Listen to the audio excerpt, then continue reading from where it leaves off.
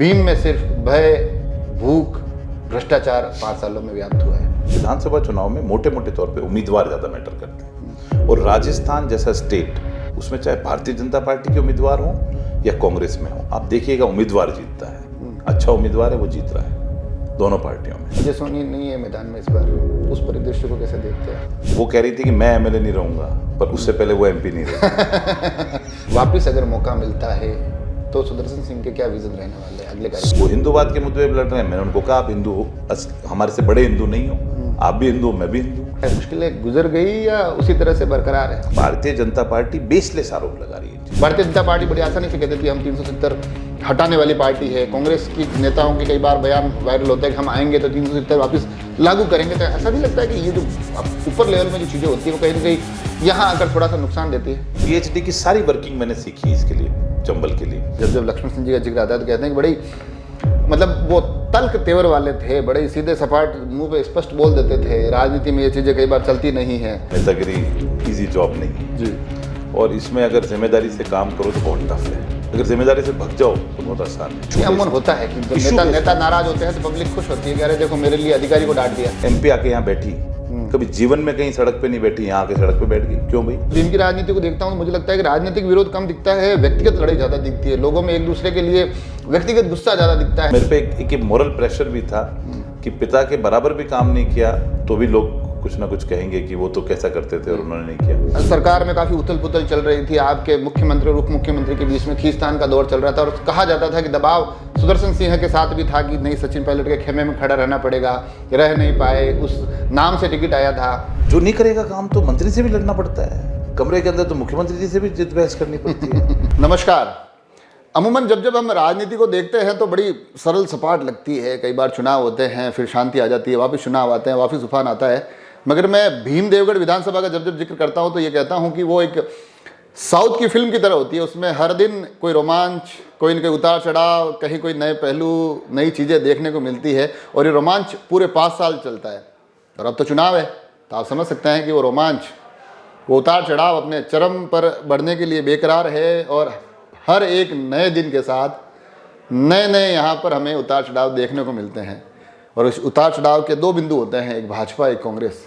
और कांग्रेस के जो चेहरे हैं वो जब 2018 में आए थे तो नए नवेले थे, 23 आते आते काफ़ी बदल गए हैं। काफ़ी चीज़ें उनके साथ अब जुड़ती दिखाई देती है, अपने आप में बड़ा ही उनमें कॉन्फिडेंस नज़र आता है, बोलते भी अच्छा है। और इन दिनों लगातार व्यस्तताओं के बीच मैंने कहीं से उनसे कोशिश करके कुछ पल निकाल ही लिए। अभी हमारे साथ सुदर्शन सिंह जी है। तो सबसे पहले तो शेड्यूल में आपके देखता हूँ, आज का शेड्यूल भी बड़े टाइट था, काफ़ी गाँवों के दौरे रहे हैं। उसके बाद जब आप यहाँ आए, कार्यकर्ताओं से मिल रहे हैं, मैनेज करने में मुश्किल तो होती है। नेतागिरी मतलब लोग कहते हैं कि कुछ नेताओं को तो आराम होते हैं, मगर मेरे को लगता है कि नेताओं को बहुत ज़्यादा मेहनत करनी पड़ती है। नहीं, मैं तो हमेशा से कहता हूँ नेतागिरी इजी जॉब नहीं है जी। और इसमें अगर जिम्मेदारी से काम करो तो बहुत टफ है, अगर जिम्मेदारी से भग जाओ तो बहुत आसान है। जी। अगर जब आप ईमानदारी से काम करते हो तो 24/7 है ये, इसमें एक दिन का भी छुट्टी नहीं है, 24 घंटे आपको अलर्ट रहना पड़ता है और लगे ही रहना पड़ता है, उसमें विश्राम तो है ही नहीं बिल्कुल भी। इसलिए जो पॉलिटिक्स करने वाली नई जनरेशन है, मैं उनको हमेशा कहता हूँ इसका जो अच्छा साइड नहीं देख करके ये टफ साइड भी देख करके राजनीति में आए। युवा नेता वो मतलब रील में अच्छे लगते हैं, रियल में बहुत मुश्किल हो जाती है। हाँ, real is very tough, real बहुत टफ है। पर ये जो मुश्किलें हैं, आपका परिवार तो बड़े राजनीतिक रूप से लगातार इस क्षेत्र में बना हुआ रहा है। पहले भी आपने चुनाव देखे होंगे, पिताजी को भी चुनाव लड़ते देखे हैं, फिर उनके साथ एक जो ढलान पर 3 चुनाव वो भी देखे हैं, फिर 18 का दौर भी देखा है, अब 23 देख रहे हैं। क्या लगता है मुश्किलें गुजर गई या उसी तरह से बरकरार है?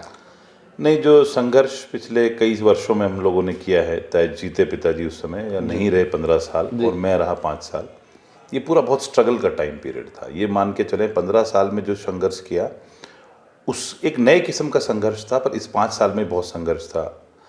सरकारी अधिकारियों से संघर्ष था, सरकारी योजनाओं से संघर्ष था और ज़्यादा से ज़्यादा अपने एरिया में करने की एक भूख थी जी, एक तमन्ना थी कि ये अब 15 साल में जो लोगों में एक्सपेक्टेशन है।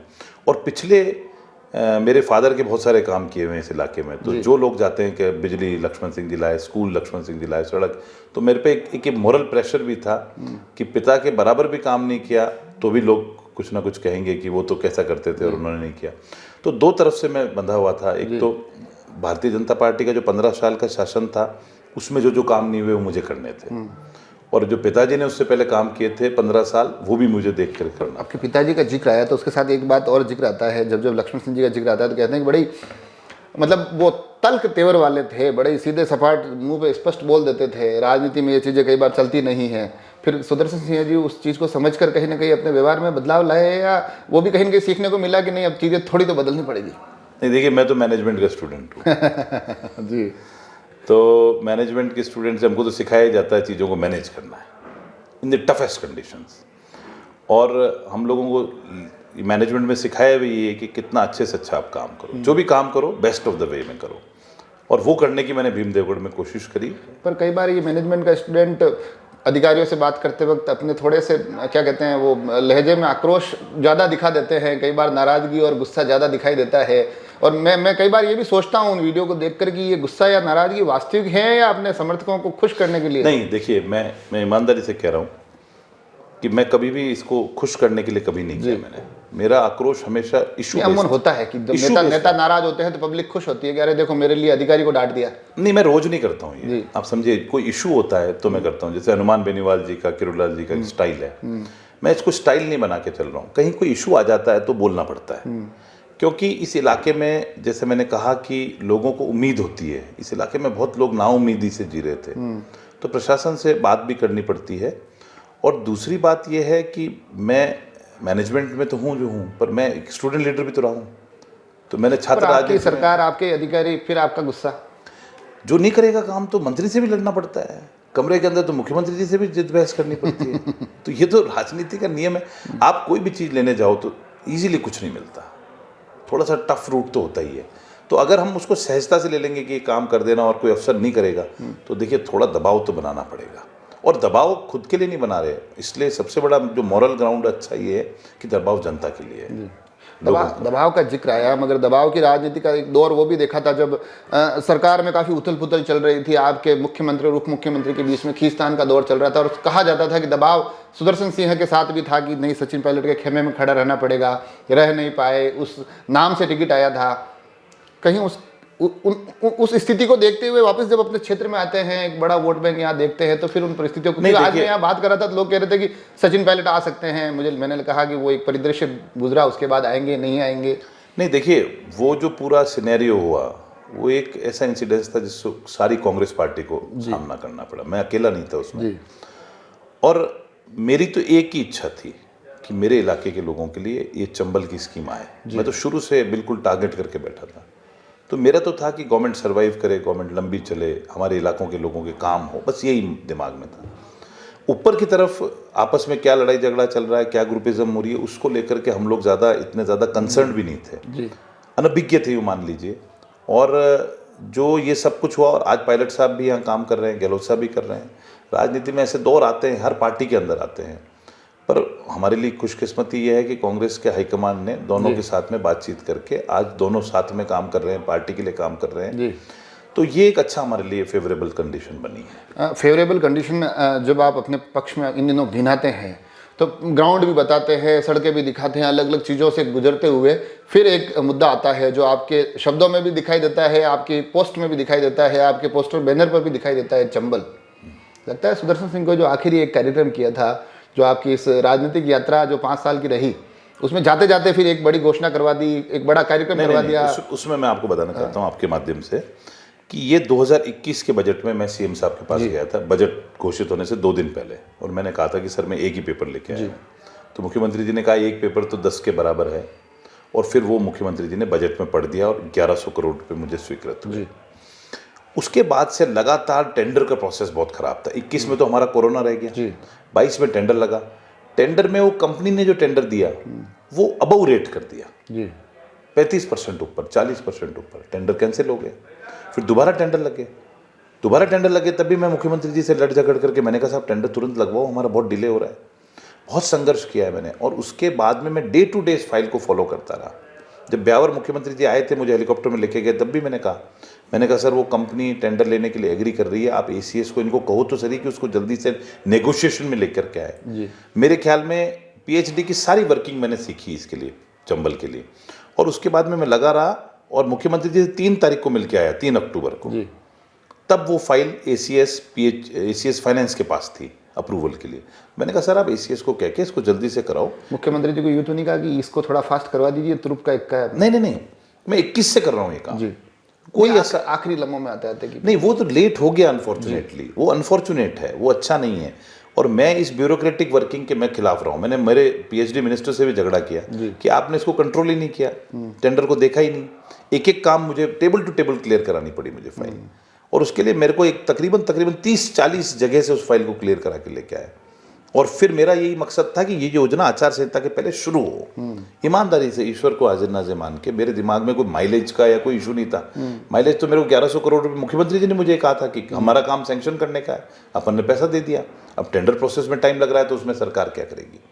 पर धीरे धीरे करके हम पीछे लगे रहे और फॉर्चुनेटली हमारी स्कीम चालू हो गई। आज ग्राउंड पे काम चालू है। चाहे कोई भी परिस्थिति बने, मैं तो कह रहा हूँ कोई भी अनफॉर्चुनेट सिचुएशन बने, पर भीम देवगढ़ का आदमी पानी पिएगा चंबल का। चंबल की बात जब होती है तो मैं एक दो उद्बोधन भी मैंने आपके सुने, एक दो कार्यक्रम भी मैंने आपके देखे।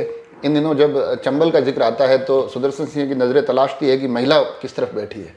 कहीं ना कहीं चंबल के सहारे उसे एक आधी आबादी को साधने की कोशिश दिखती है। देखिए, वो जो आधी आबादी है उस मीटिंग में आई इसलिए रही है, वो उस मीटिंग में उसको बाकी किसी चीज़ से कोई दिलचस्पी नहीं है। उसकी दिलचस्पी इसी चीज़ में है कि उसके जीवन का जो 2 घंटा दिन का, 3 घंटा जो पानी लाने में खर्च हो रहा है, पानी की व्यवस्था करने में उसका आधा जीवन बीत रहा है। आधी आबादी का आधा जीवन पानी लाने में बीत रहा है। तो उसकी दिलचस्पी एक ही चीज़ में है कि ये व्यक्ति शायद कहीं पानी की व्यवस्था कर देगा, क्योंकि मैंने कुएं टंकी पाइपलाइन तो करीबन 150 गाँव में बना दिए। और मुझे चिंता ये है कि कुएं सूख गए तो क्या होगा, फिर ये पाइपलाइन और टंकियों में पानी कौन डालेगा।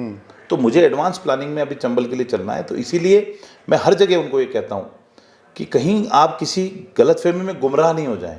आप गुमराह होगे तो पूरे इलाके में एक गलतफहमी क्रिएट होगी कि चंबल आ रहा है कि नहीं आ रहा है। ये इसीलिए उस आधी आबादी और महिलाओं को हम कन्विंस करने के लिए कहते हैं कि योजना आ चुकी है, और ये झूठ नहीं है, तो सत्य आप लोगों के सामने है। जी, मुद्दों की बात हो रही है, मुद्दे बता रहे हैं, मगर भारतीय जनता पार्टी भी अपनी तरफ से जहाँ जहाँ एक गुंजाइश निकलती है तो 3 शब्दों का बड़ी मजबूती से इस्तेमाल करती है कि काम हो रहा है, नहीं हो रहा है। इससे इतर भीम में सिर्फ भय, भूख, भ्रष्टाचार 5 सालों में व्याप्त हुआ है।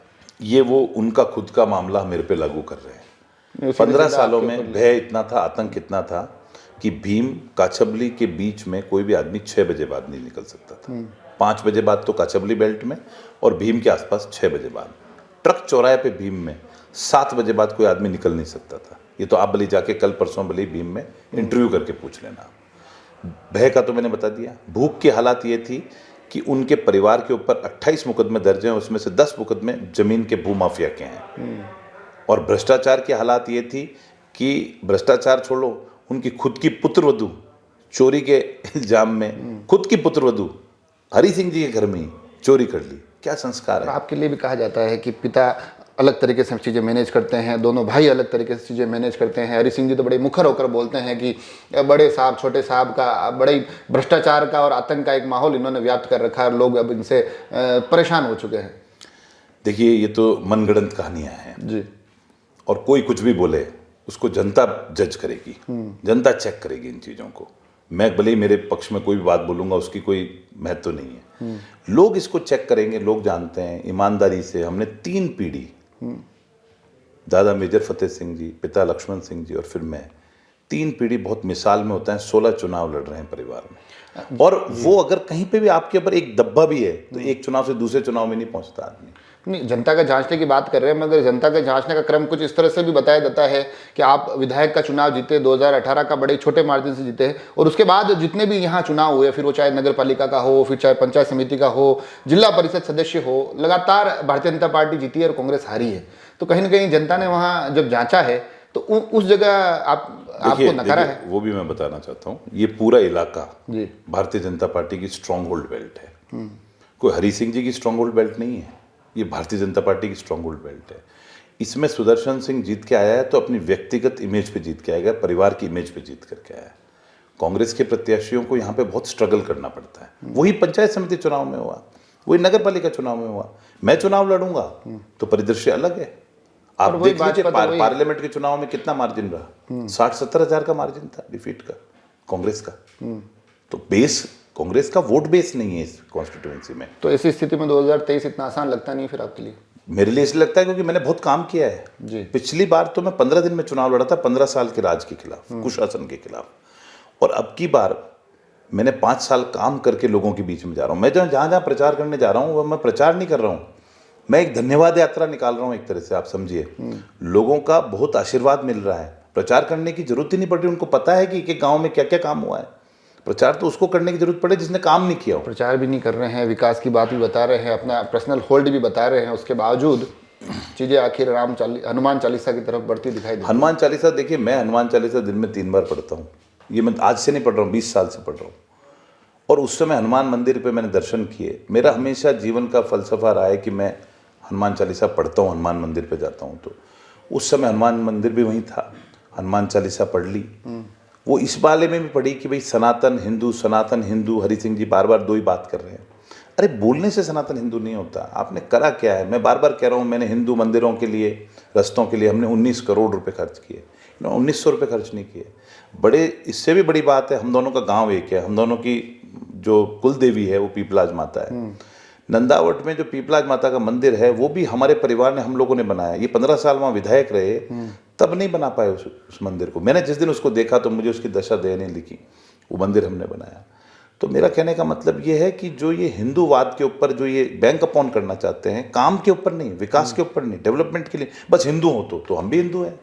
पर ये ऐसा नहीं लगता है कई बार कि जो यहाँ की लड़ाई में तो सुदर्शन सिंह बढ़िया काम कर रहे हैं, लोगों के बीच में चले गए, अच्छी टीम बना ली, 2018 की तुलना में 2023 में बड़ी मजबूती के साथ मैदान में दिखाई दे रहे हैं।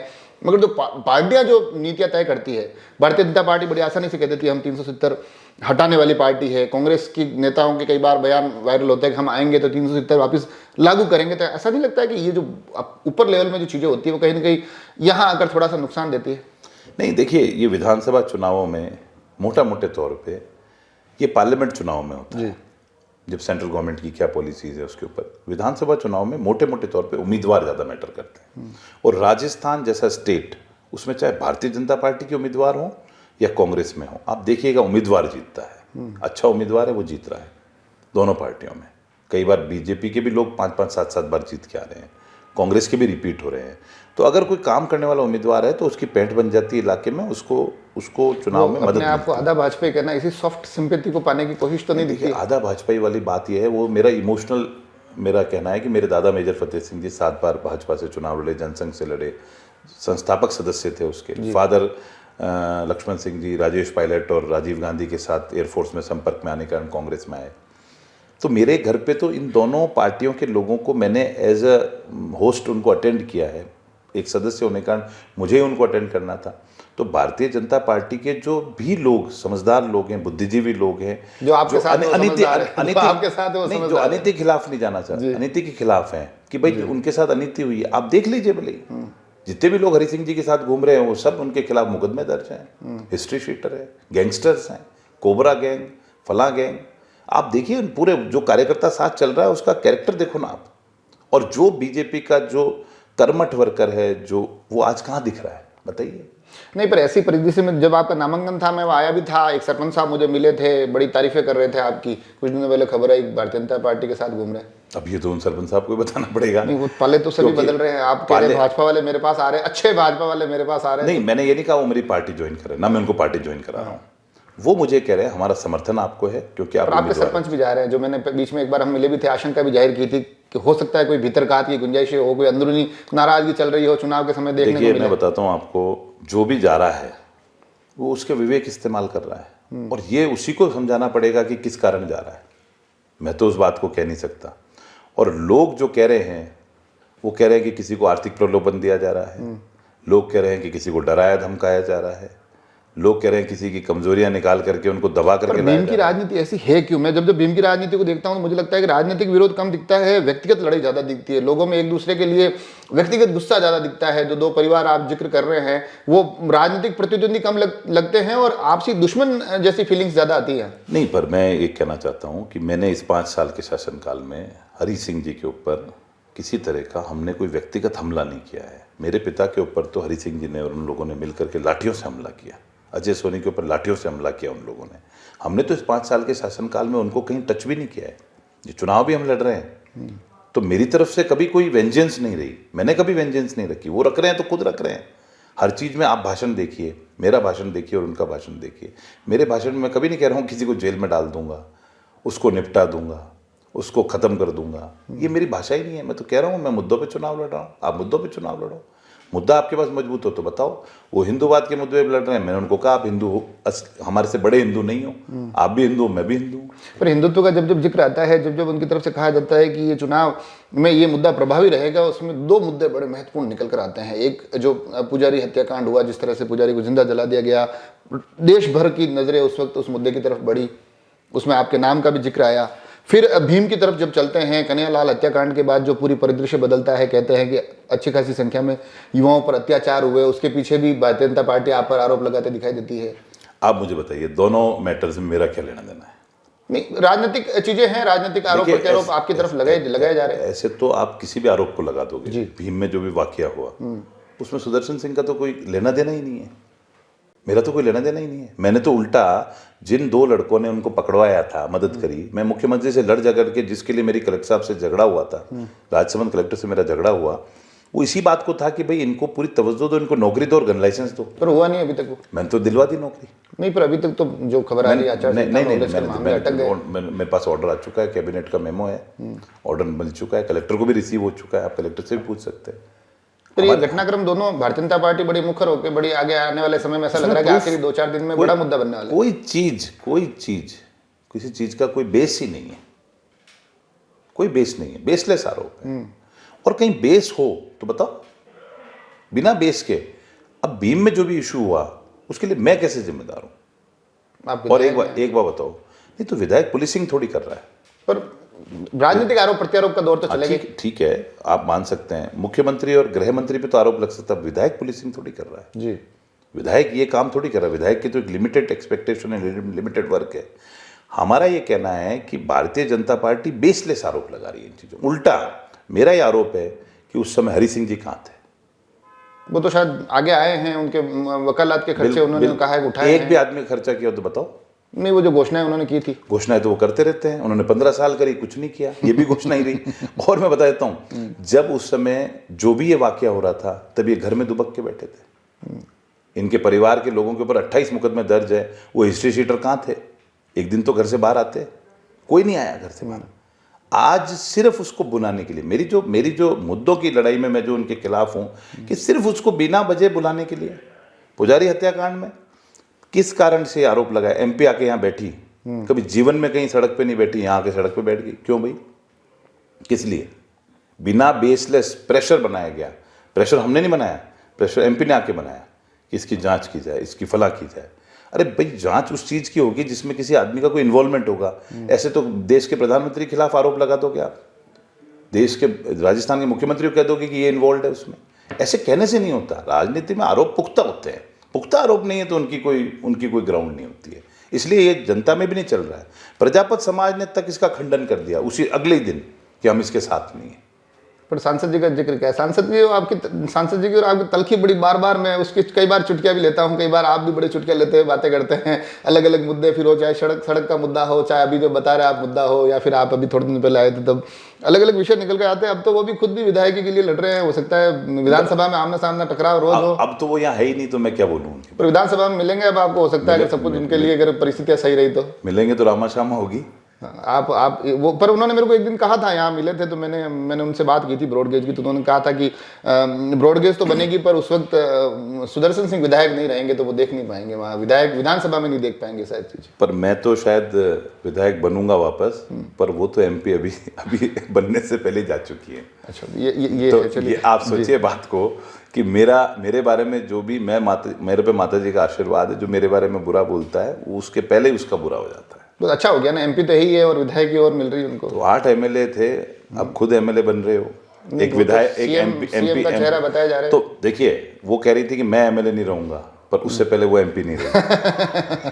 चलो चलिए, आप वो ये सोच रही हो कि सुदर्शन सिंह जी नहीं रहेंगे तो मैं रह जाऊँ वहाँ जाके, मैं बन जाऊँ ऐसा कुछ। देखिए वो उस सीट से बनेंगे, मैं इस सीट से बनूंगा जी। और वो अपने लोगों के लिए काम करेगी, मैं मेरे लोगों के लिए काम करूंगा। आपके लोगों के लिए अब आखिर में आते आते जो हिंदुत्व का विषय भी आपने बता दिया, एक जो मुद्दा आपने कहा कि मेरे दादाजी भी जनसंघ से जुड़े रहे, मेरे पिताजी रहे, तो कहीं कहीं ये आरोप भी निकल कर आता है कि एक वंशवाद भी चला आ रहा है, लगातार एक ही परिवार के लोग निकल कर आ रहे हैं। फिर मगरा विकास बोर्ड में आपके पिताजी हैं, तो लोग कहते हैं कि सारे पद भी इन्हीं के पास है। तो ऐसी स्थिति परिस्थिति। देखिए मैंने तो पिछली बार भी टिकट नहीं मांगा था जी। परिस्थितियां बनी, नौजवान आदमी को टिकट देना था, पार्टी का सर्वे में अलग अलग तरीके से नाम आया कि भाई इस बार सुदर्शन सिंह को टिकट दिया जाए। ईमानदारी की बात है, मैंने टिकट नहीं मांगा जी। और मैं पार्टी हेडक्वार्टर भी नहीं गया और हमारी तो इच्छा ये थी कि मेरा पिता लक्ष्मण सिंह जी ही चुनाव लड़ें और जो परिस्थितियां बनी उसमें चुनाव लड़ना पड़ा। 15 दिन में चुनाव लड़ा। 19 तारीख को तो मैंने फार्म भरा, 7 को पोलिंग होगी, 5 को प्रचार बंद हो गया और आप सोचिए 15 दिन में हैफेजर्ड तरीके से हम चले, जहाँ जाना था गए और जैसे तैसे करके चुनाव लड़े और जीते। अजय सोनी नहीं है मैदान में इस बार, उस परिदृश्य को कैसे देखते हैं? अब अजय सोनी नहीं है, उसको देखने का काम बीजेपी का है। बीजेपी तो खुश है। मैं बीजेपी भले ही मन में खुश हो, पर हमको पता है ना कि अजय सोनी के पास जो वोट थे वो किसके थे, हम जानते हैं। इसमें कितनी सच्चाई है? इतनी लोगों को मतलब एक विश्वास दिलाया जा रहा है, क्योंकि मैंने कई लोगों से बात की, वो कहते हैं कि अजय सोनी जो वोट लेके गए उसमें बड़ा वोट बैंक कांग्रेस का था। बिल्कुल 100%। और ये बात जब रिजल्ट आएगा और जब मार्जिन दिखेगा 20, 25, 30 हज़ार का, तब इसकी विवेचना हो जाएगी पूरी तरह से। चलिए, विवेचनाओं का पूरा क्रम चला, अच्छा इंटरव्यू हो गया। आखिर मैं चाहता हूँ सुदर्शन सिंह, अब यहाँ से आज से जो चुनाव होने वाला है, तब तक लोगों के बीच में अपने आप को किस प्रकार से और संवादों के माध्यम से, किन बातों के माध्यम से पहुँचाना चाह रहे हैं? देखिए जाना है सभी गाँवों में, तकरीबन 350 गाँव में जाने का कार्यक्रम है। 250 गाँव में मैं जाके आ चुका हूँ, 101 गाँव में, 100-125 गाँव में और जाऊँगा। 4 या 5 दिन का कार्यक्रम है और उसके बाद में जो शहरी हमारी दोनों क्षेत्र हैं, भीम और देवगढ़, उसमें सब जगह जनसंपर्क का कार्यक्रम भी करना है। और अलग अलग हमने पहले युवाओं को अलग अलग मीटिंग्स करी हैं, हमारे मंडलों की मीटिंग्स करी है, तो वो संवाद चलता रहेगा और कार्यकर्ताओं के द्वारा और जनता के आशीर्वाद से बहुत अच्छे तरीके से चुनाव को लड़ेंगे और बहुत ऐतिहासिक जीत होगी। कौन सी चीज़ को अपने तुरुप के मानते हैं आपकी? 2-3 मुद्दे ऐसे रहेंगे जो शायद मेरे लिए एक संजीवनी बूटी की तरह काम करें। देखिए सबसे बड़ा जो मैंने ईमानदारी से नौजवानों के लिए काम किया, यूथ के लिए, और यूथ टर्नआउट बहुत हैवी हो रहा है। वो हर गांव ढाणी में हमको कह रहे हैं कि हम आपके साथ खड़े हैं, आप चिंता मत करो। दूसरा, जो महिलाओं के लिए मैंने ईमानदारी से काम किया है, चंबल का पानी लाने के लिए मेरे से पहले 14 MLA हो गए, 14 MLA, पर किसी ने चंबल का वर्ड काम नहीं लिया जी। भीमदेवगढ़ के लिए। किरण जी अभी दिवंगत हो गई, परंतु उन्होंने भी हमेशा यही बात कहती रही कि माही से लाएंगे, माही से लाएंगे। मेरा डिफरेंस ऑफ ओपिनियन था उसमें। मैं कहता था कि माही से आएगा तो राजसमंद आएगा, फिर कुंभलगढ़ आएगा, फिर भीम आएगा।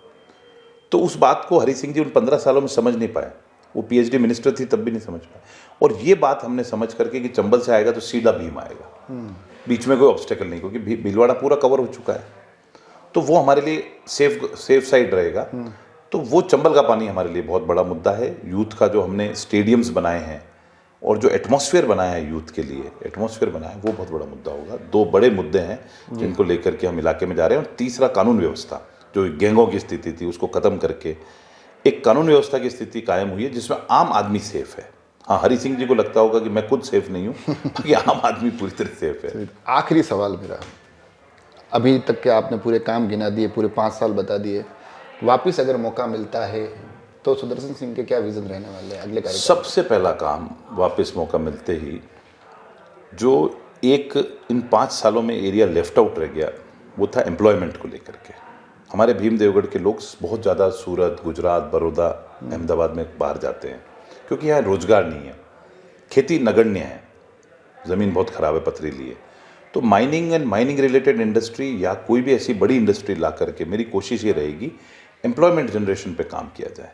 और दूसरा, हमारे इलाके के लोगों के जो क्वालिफिकेशन है उसके हिसाब से कुछ ना कुछ ऐसा एम्प्लॉयमेंट फेयर्स लगा करके, जो मैं इन 5 सालों में दूसरे इंफ्रा की व्यवस्था करने में कोरोना के कारण मैं नहीं कर पाया, तो वो मेरा इस 5 साल में, अगले 5 साल में सबसे ज़्यादा फोकस ये रहेगा। बच्चों के लिए स्मार्ट क्लासरूम्स बनाना, उनकी कोचिंग्स हो जाएं अच्छी तरीके से। फौज में हमारे बच्चे दौड़ में तो पास हो जाते हैं पर उनकी कोचिंग नहीं हो पाती, इसलिए रिटर्न में फेल हो जाते हैं। ज़्यादा से ज़्यादा मतलब मैक्सिमम फोकस यूथ के ऊपर रहेगा। और जो हेल्थ सेटअप है उसमें थोड़ा सा काम और करना बाकी है, उसको बहुत अच्छी तरह से करना चाहते हैं।